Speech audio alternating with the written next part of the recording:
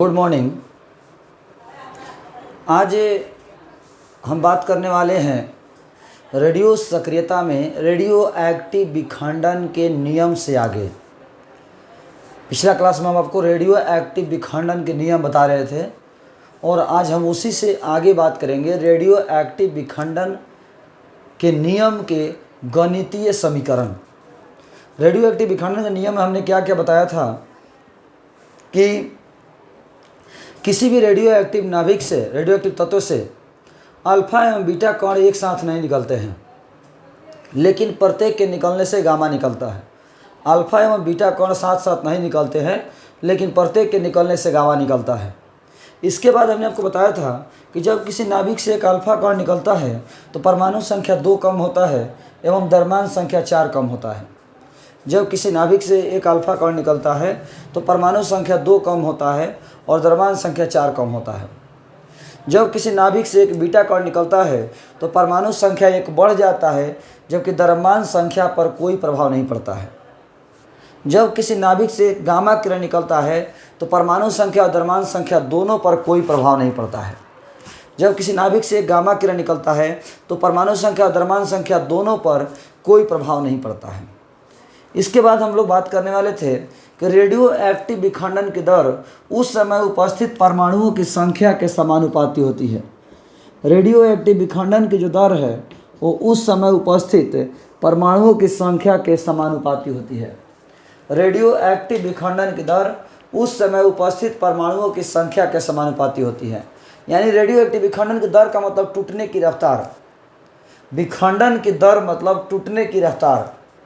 तो किसी radio active तत्व के टूटने की जो रफ्तार है, किसी रेडियो एक्टिव तत्व के जो टूटने की रफ्तार है, किसी रेडियो एक्टिव तत्व के टूटने की जो रफ्तार है वो उस समय उपस्थित परमाणुओं की संख्या के समानुपाती होती है। यानी परमाणुओं की संख्या ज़्यादा होगा तो टूटने की रफ्तार भी ज़्यादा होगा, परमाणुओं की संख्या कम होगा तो टूटने की रफ्तार भी कम होगा। जितना अधिक परमाणु की संख्या होगी टूटने की रफ्तार भी अधिक होगी, और जितना कम परमाणुओं की संख्या होगी टूटने की रफ्तार भी उतने ही कम होगी। अब हम बात करने वाले हैं, थोड़ा समझने की कोशिश करिएगा। ये जो नियम है ये नैसर्गिक नियम है, प्रकृति का नियम है। ये नेचर में हमारे प्रैक्टिकल लाइफ में भी पॉसिबल होता है। जैसे हम बात करें, यदि मेरी इनकम 1 लाख रुपया है तो मेरा मंथली खर्च भी 40,000 के आसपास होगा। यदि मेरा इनकम 1 लाख रुपया है तो मेरा मंथली खर्च भी 40,000 रुपये के आसपास होगा। यदि किसी कारणवश मेरा मंथली इनकम 60,000 रुपया हो जाता है, घट जाता है, तो मेरा मंथली इनकम अब 40,000 नहीं रहेगा। मंथली खर्च जो है मेरा अब 40,000 नहीं रहेगा, अब खर्च भी मेरा कम हो जाएगा। जब मेरा इनकम 1 लाख था तो खर्च 40,000 था, अब मेरा इनकम 60,000 हो गया तो मेरा खर्च 20,000 हो गया। यदि मेरा इनकम 40,000 हो जाएगा तो मेरा खर्च 10,000 हो जाएगा। जैसे जैसे मेरी इनकम घटेगी वैसे वैसे मेरा खर्च भी घटेगा। ये स्वाभाविक सी बात है।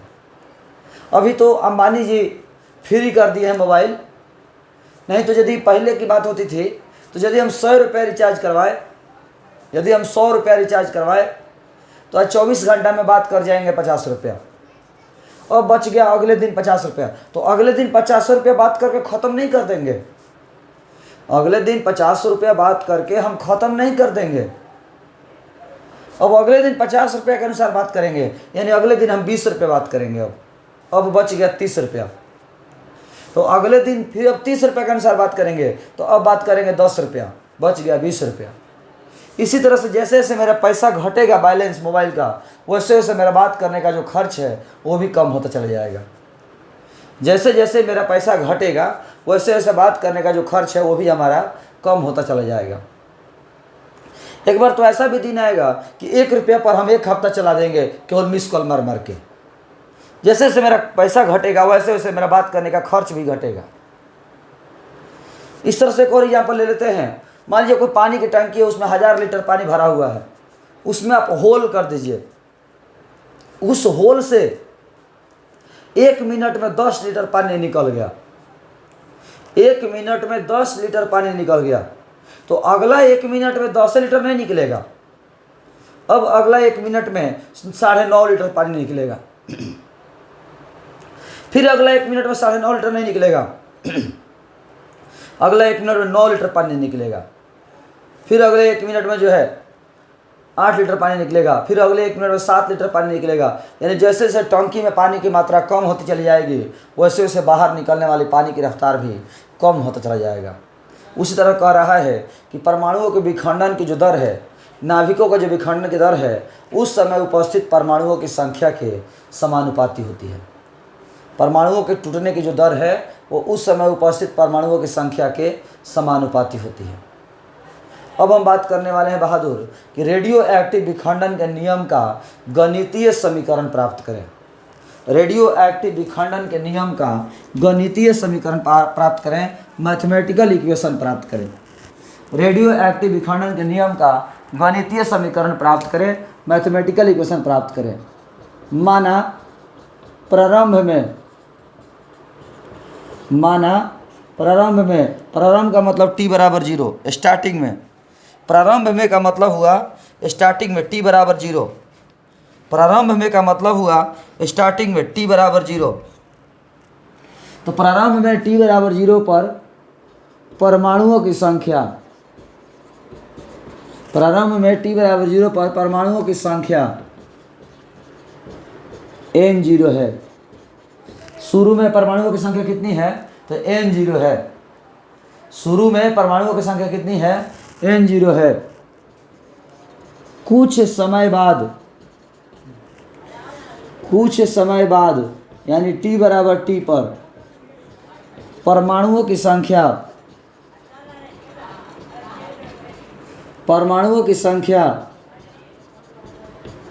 n शेष हो जाती है।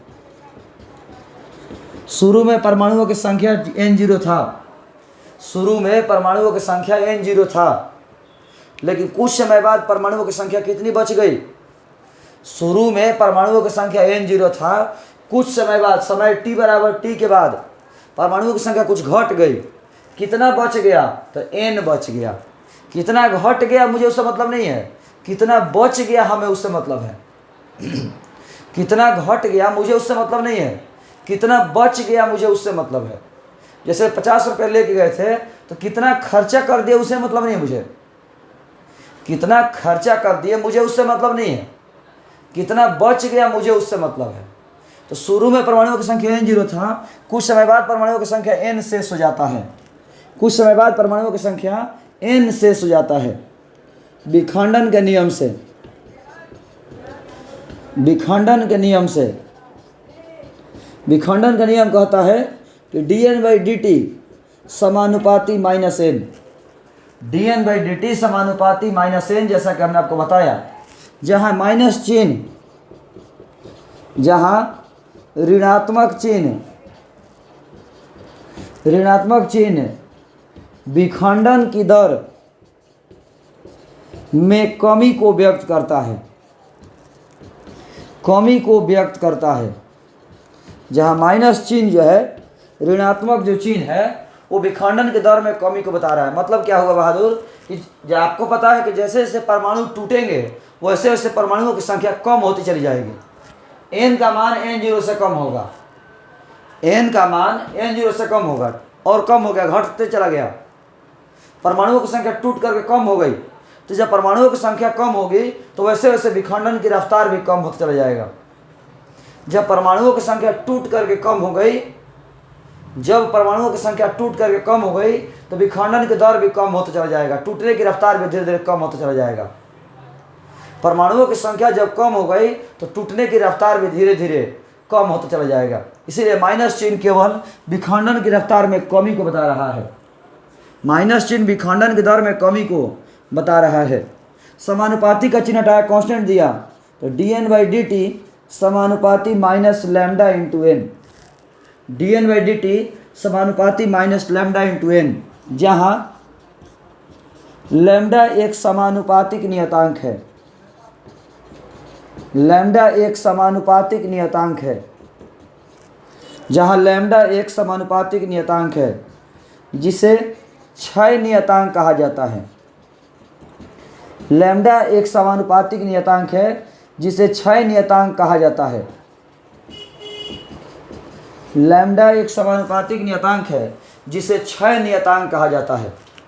फिर से एक बार, प्रारंभ में परमाणुओं की संख्या t बराबर 0 पर परमाणुओं की संख्या n0 है। कुछ समय बाद परमाणुओं की संख्या n शेष हो जाता है, तो विखंडन की दर उस समय उपस्थित परमाणुओं की संख्या के समानुपाती होगी। माइनस चिन्ह केवल ये बता रहा है कि परमाणुओं की संख्या घट रही है, तो विखंडन की दर भी धीरे धीरे कम हो रहा है। समानुपाती का चिन्ह हटाया, कांस्टेंट दिया लैम्डा। लैम्डा एक समानुपातिक नियतांक है जिसे क्षय नियतांक कहा जाता है। लैम्डा एक समानुपातिक नियतांक है जिसे क्षय नियतांक कहा जाता है। dn/n बराबर minus lambda into D T. dn/n बराबर minus lambda into D T. दोनों तरफ समाकलन करने पर दोनों तरफ समाकलन करने पर dn/n बराबर minus lambda into D T. दोनों तरफ समाकलन करने पर dn/n बराबर minus lambda into D T. जब समय 0 था तो परमाणुओं की संख्या n0 थी। जब समय 0 था तो परमाणुओं की संख्या n0 थी। देख सकते हैं आप, जब समय 0 था तो परमाणुओं की संख्या n0 थी। जब समय t हुआ तो परमाणुओं की संख्या n हुआ। जब समय t हुआ तो परमाणुओं की संख्या n हुआ। यहाँ पर हम आपसे एक सवाल पूछ सकते हैं, यदि आप मैथ में समाकलन पढ़ चुके हैं तो आप मुझे बता सकते हैं कि dn/n का जो समाकलन करेंगे तो ये माइनस में आएगा कि प्लस में, और आएगा तो क्यों आएगा। dn/n का जो समाकलन होगा, जो इसका समाकलन होगा, वो माइनस में आएगा कि प्लस में, और आएगा तो क्यों आएगा। ये एक बेहतरीन सवाल है। आप मुझे बता सकते हैं कि इसका मान माइनस में आएगा कि प्लस में, तो हम इसका जवाब दे देते हैं बहादुर कि dn/n का जो समाकलन होगा वो माइनस में आएगा। dn/n का जो समाकलन होगा वो माइनस में आएगा। क्यों आएगा माइनस में? क्यों आएगा माइनस में? इसीलिए माइनस में आएगा क्योंकि नीचे जो लोअर लिमिट है, निम्न सीमा, और ऊपर जो उच्च सीमा है, तो निम्न सीमा का मान अधिक है और उच्च सीमा का मान कम है। n0 n से अधिक है, n0 n से अधिक है, तो निम्न सीमा अधिक है और उच्च सीमा कम है। लोअर लिमिट अधिक है और अपर लिमिट कम है। और जब लोअर लिमिट अधिक हो और अपर लिमिट कम हो तो सॉल्व करने पर माइनस में आएगा। जब लोअर लिमिट अधिक हो और अपर लिमिट कम हो तो सॉल्व करने पर माइनस में आएगा। आगे बढ़ते हैं। dn/n का सूत्र होता है, आप शायद जानते होंगे, log n, n0 से n माइनस लैम्डा, और dt का हो जाएगा t, 0 से t। log n के जगह पर पहले ऊपर वाला और माइनस का चिन्ह उसी n के जगह पर नीचे वाला, n के जगह पर पहले ऊपर वाला, माइनस का चिन्ह नीचे वाला, बराबर माइनस लैम्डा, t के जगह पर ऊपर वाला, माइनस का चिन्ह नीचे वाला, t के जगह पर ऊपर वाला, माइनस का चिन्ह नीचे वाला। माइनस को गुना कर दीजिए दोनों में, तो जो माइनस में है वो प्लस में हो जाएगा और जो प्लस में है वो माइनस में हो जाएगा, बराबर लैम्डा t। कुछ लोग जानते होंगे log m minus log n का सूत्र होता है log m/n। log m minus log n का सूत्र होता है log m/n।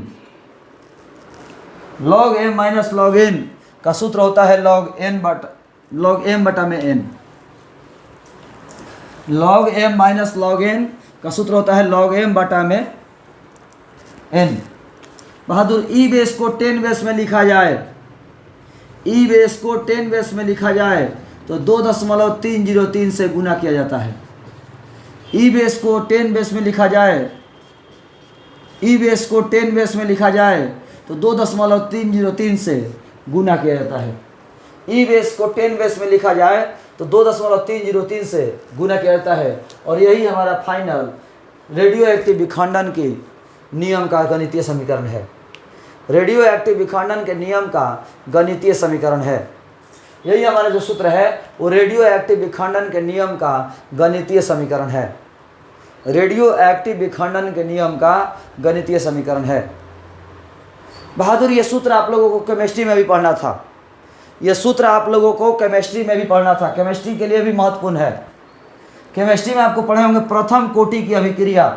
Chemical kinetics chapter में, एनसीईआरटी चैप्टर नंबर 4 में प्रथम कोटि की अभिक्रिया, वहाँ पर सूत्र पढ़ाया गया था 2.303 बाटा में के लॉग ए बाटा ए माइनस एक्स। हम आशा करते हैं आपको याद आया होगा। ये सूत्र आप लोगों को केमिस्ट्री में भी पढ़ना था, बहुत ही इंपॉर्टेंट है, केमिस्ट्री में VVI मरवाया गया होगा। प्रथम कोटि की अभिक्रिया, chemical kinetics, NCERT chapter number 4 में प्रथम कोटि की अभिक्रिया T बराबर 2.303 बटा में के लॉग ए बटा में ए माइनस एक्स। यही सूत्र आपका यहाँ है। N0 क्या है? प्रारंभ में परमाणुओं की संख्या। N क्या है? कुछ समय बाद बची हुई परमाणुओं की संख्या। N क्या है? कुछ समय बाद बची हुई परमाणुओं की संख्या। कुछ समय बाद बची हुई परमाणुओं की संख्या। इस तरह से हमारा रेडियो एक्टिव विखंडन के नियम का गणितीय समीकरण समाप्त हुआ। रेडियो एक्टिव विखंडन के नियम का गणितीय समीकरण समाप्त हुआ। यदि आपको पूछना चाहें, पूछना कोई प्रॉब्लम हो तो सवाल कर सकते हैं। हम लोग आगे इसके पढ़ेंगे। अभी तक हम पढ़ रहे थे रेडियो एक्टिव विखंडन के नियम का गणितीय समीकरण। रेडियो एक्टिव विखंडन के नियम का गणितीय समीकरण। अब हम लोग पढ़ेंगे अर्ध आयु काल। टॉपिक है हमारा अर्ध आयु काल, हाफ लाइफ टाइम। अर्ध आयु काल, हाफ लाइफ टाइम। अर्ध माने आधा, आयु काल, किसी भी रेडियो एक्टिव तत्व के आधा विखंडित होने में लगा समय। किसी भी रेडियो एक्टिव तत्व के आधा विखंडित होने में लगा समय, आधी विखंडित होने में लगा समय। किसी भी रेडियो एक्टिव तत्व के कुल परमाणुओं की संख्या के आधी विखंडित होने में लगा समय अर्ध आयु काल कहलाता है। किसी भी रेडियो एक्टिव तत्व के कुल परमाणुओं की संख्या के आधी विखंडित होने में लगा समय अर्ध आयु काल कहलाता है। किसी भी रेडियो एक्टिव तत्व के कुल परमाणुओं की संख्या के आधी विखंडित होने में लगा समय अर्ध आयु काल कहलाता है। इसे कैपिटल T द्वारा सूचित किया जाता है। अर्ध आयु काल को कैपिटल T द्वारा सूचित किया जाता है। अर्ध आयु काल को कैपिटल T द्वारा सूचित किया जाता है। इसका SI मात्रक सेकंड, इसका SI मात्रक सेकंड होता है। समय है तो इसका SI मात्रक सेकंड होता है। जबकि व्यवहारिक मात्रक, जो इस्तेमाल होने वाला मात्रक है, वो दिन होता है या वर्ष होता है। SI मात्रक सेकंड होता है, व्यवहारिक मात्रक दिन या वर्ष होता है। SI मात्रक सेकंड होता है, व्यवहारिक मात्रक दिन या वर्ष होता है। दिन या वर्ष होता है। कह रहा है कि किसी भी रेडियोएक्टिव तत्व के कुल परमाणुओं की संख्या के आधी विखंडित होने में लगा समय अर्ध आयु काल है। आधा विखंडित होने में लगा समय अर्ध आयु काल है। इसका SI मात्रक सेकंड होता है। इसे कैपिटल D द्वारा सूचित किया जाता है, कैपिटल T। इसका व्यवहारिक मात्रक सेकंड इस्तेमाल नहीं होता, या तो दिन होता है या तो वर्ष होता है। व्यवहारिक मात्रक या तो दिन इस्तेमाल होता है या तो वर्ष इस्तेमाल होता है। अब हम बात करते हैं, ध्यान दीजिएगा। माना प्रारंभ में मतलब स्टार्टिंग में परमाणुओं की संख्या, प्रारंभ में परमाणुओं की संख्या N0 है। कुछ समय बाद, यहाँ पर कुछ समय का मतलब हुआ अर्ध आयु काल। कुछ समय बाद यानी अर्ध आयु काल बाद परमाणुओं की संख्या कितनी बचेगी? परमाणुओं की संख्या कितनी बचेगी बहादुर? परमाणुओं की संख्या कितनी बचेगी? शुरू में परमाणुओं की संख्या N0 थी। शुरू में परमाणुओं की संख्या N0 थी, तो कुछ समय बाद परमाणुओं की संख्या कितनी बचेगी? कुछ समय बाद परमाणुओं की संख्या, अर्ध आयु काल बाद परमाणुओं की संख्या कितनी बचेगी? तो अर्ध आयु काल बाद परमाणुओं की संख्या आधी बचेगी। क्यों? क्योंकि आधा क्षय हो गया, आधी बचती है, आधी बचेगी बहादुर, क्योंकि आधा क्षय हो गया। तो शुरू में परमाणुओं की संख्या N0 था और कुछ समय बाद परमाणुओं की संख्या N0/2 हो गया। विखंडन के नियम से, विखंडन के नियम से, विखंडन का नियम कहता है T बराबर 2.303 बटा में लैम्डा और लॉग N0/N। छोटा टी के जगह पर बड़ा टी जैसे ही लिखेंगे, छोटा टी के जगह पर बड़ा टी जैसे ही लिखेंगे, परमाणुओं की संख्या आधी हो जाएगी, परमाणुओं की संख्या आधी हो जाएगी। N0 से N0 कट गया, 2 चला जाएगा ऊपर, तो हो जाएगा T बराबर 2.303 बटा लैम्डा और log 2। log 2 का मान होता है 0.3010 बटा में लैम्डा। log 2 का मान 0.3010 बटा में लैम्डा। इसको सॉल्व कीजिएगा 0.693 बटा में लैम्डा। यही अर्ध आयुकाल का सूत्र है, यही आपका अर्ध आयुकाल का सूत्र है 0.693 बटा में लैम्डा। ये भी सूत्र आपको केमिस्ट्री में पढ़ना था 0.693 बटा में के, 0.693 बटा में के। ये सूत्र आप लोगों को 11th में पढ़ना, सॉरी केमिस्ट्री में पढ़ना था 0.693 बटा में के। यहाँ पर भी हमने पढ़ा है 0.693 बटा में लैम्डा। इस प्रकार ये अर्ध आयुकाल का समीकरण हुआ। अर्ध आयुकाल से रिलेटेड यदि कोई सवाल पूछना चाहे तो पूछ सकते हैं। इसके बाद हम कुछ ऑब्जेक्टिव की चर्चा करने वाले हैं, ध्यान दीजिएगा। अभी हम यहाँ पर कुछ ऑब्जेक्टिव प्रश्न की बात करने जा रहे हैं, कुछ ऑब्जेक्टिव प्रश्न की चर्चा करने जा रहे हैं, ध्यान दीजिएगा। सबसे पहला सवाल तो यही है बहादुर, जैसा कि न्यूरोलॉग जी ने पूछा कि अर्ध आयुकाल का मान नियत हो सकता है, तो अभी हम डायरेक्ट नहीं कह सकते कि नियत होगा कि नहीं होगा। इसका जवाब कैसे देंगे हम? तो किसी भी रेडियो एक्टिव तत्व के क्षय नियतांक का मान निश्चित होता है। किसी भी रेडियो एक्टिव तत्व के क्षय नियतांक का मान फिक्स होता है, क्षय नियतांक का मान कांस्टेंट होता है। किसी भी रेडियो एक्टिव तत्व के क्षय नियतांक का मान कांस्टेंट होता है, क्षय नियतांक का मान फिक्स होता है। किसी भी रेडियो एक्टिव तत्व के क्षय नियतांक का मान फिक्स होता है, क्षय नियतांक का मान कांस्टेंट होता है। तो क्षय नियतांक का सूत्र हो जाएगा लैम्डा बराबर 0.693 बटा में टी, 0.693 बटा में टी। तो ये तो संख्या है और समय का मात्रक सेकंड, तो क्षय नियतांक का जो एसआई मात्रक है वो सेकंड इनवर्स होगा। क्षय नियतांक का एसआई मात्रक सेकंड इनवर्स होगा। दो ऑब्जेक्टिव हो गया। किसी भी रेडियो एक्टिव तत्व के क्षय नियतांक का मान निश्चित होता है, किसी भी रेडियो एक्टिव तत्व के क्षय नियतांक का मान निश्चित होता है, किसी भी रेडियो एक्टिव तत्व के क्षय नियतांक का मान निश्चित होता है। और दूसरा ऑब्जेक्टिव हो गया कि क्षय नियतांक का एसआई मात्रक सेकंड इनवर्स होता है। क्षय नियतांक का एसआई मात्रक सेकंड इनवर्स होता है और व्यवहारिक मात्रक दिन इनवर्स या वर्ष इनवर्स होता है। व्यवहारिक मात्रक दिन इनवर्स या वर्ष इनवर्स होता है।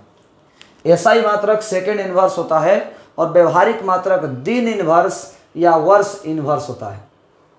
एसआई मात्रक सेकंड इनवर्स और व्यवहारिक मात्रक दिन इनवर्स या वर्ष इनवर्स होता है।